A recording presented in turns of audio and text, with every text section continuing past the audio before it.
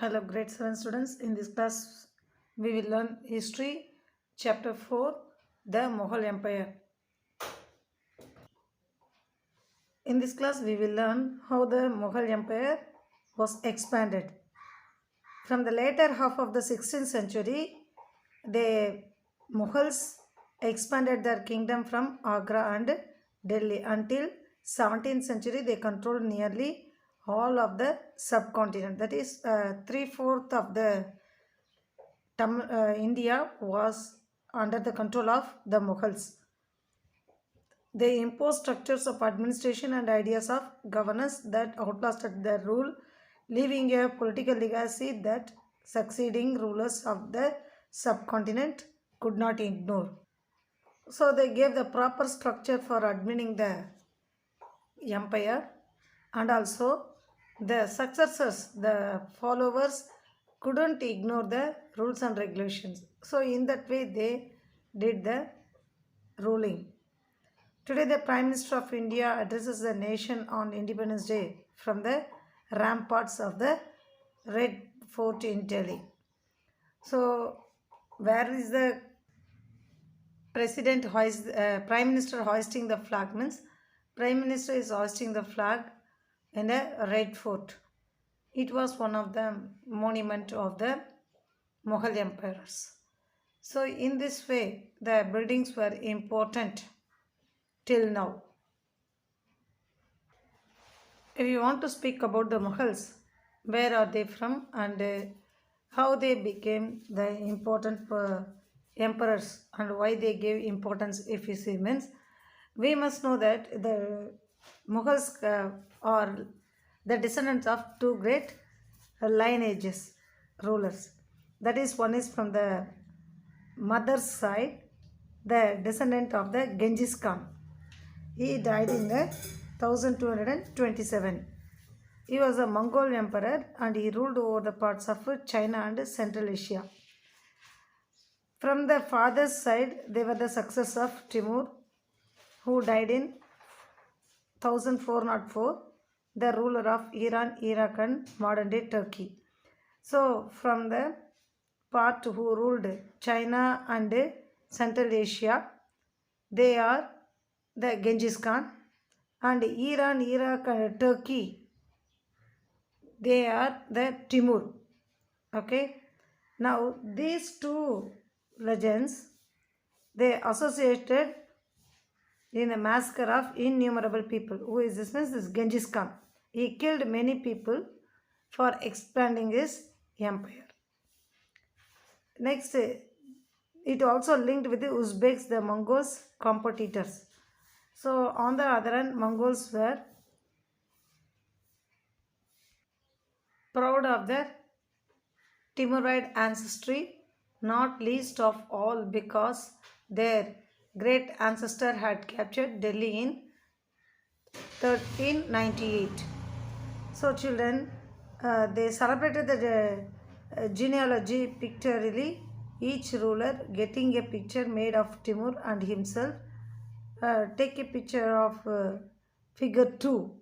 You have to see the figure 2 picture, and if you see that, you will know the group photograph. This is the picture.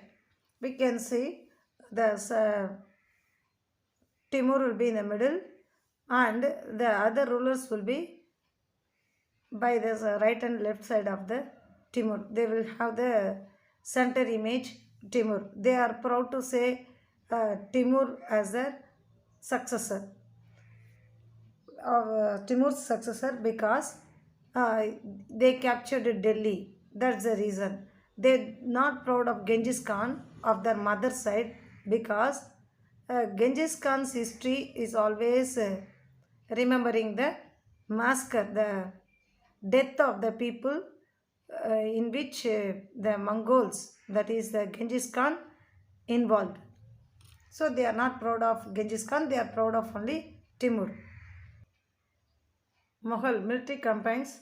Babur, the first Mughal emperor, 1526 to 1530, succeeded to the throne of the Fergana in 1494 when he was only 12 years old.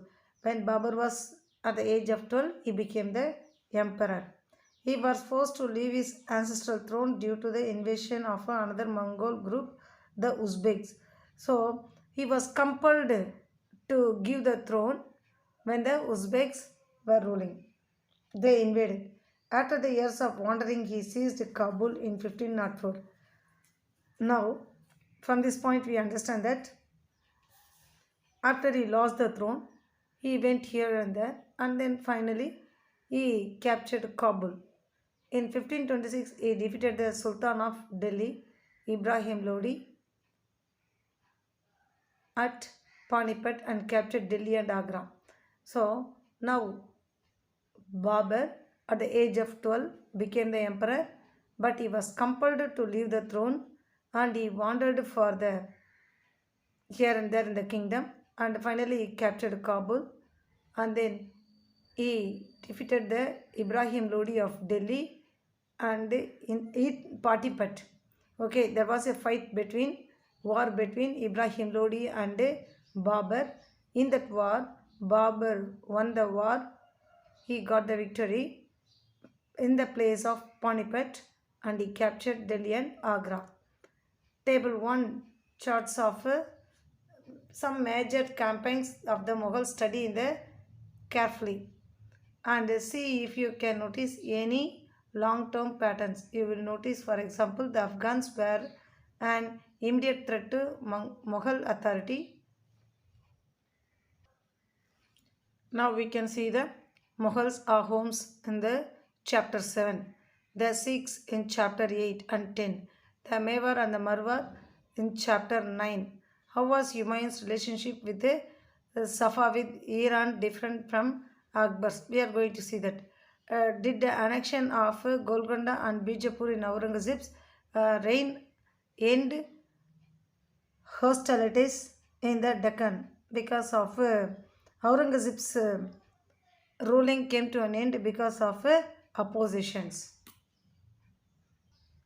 Dear students, in page number we can see 48 and 49, we can see that the Mughal emperors Babur, Humayun, Akbar, Jahangir, Shah Jahan, Aurangzeb.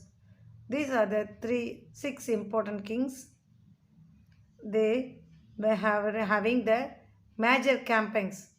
They marched forward for extending their empire, and also there are many important events in their ruling. Kindly go through these pictures and these pages and know what is the important events in this topic. Thank you, children.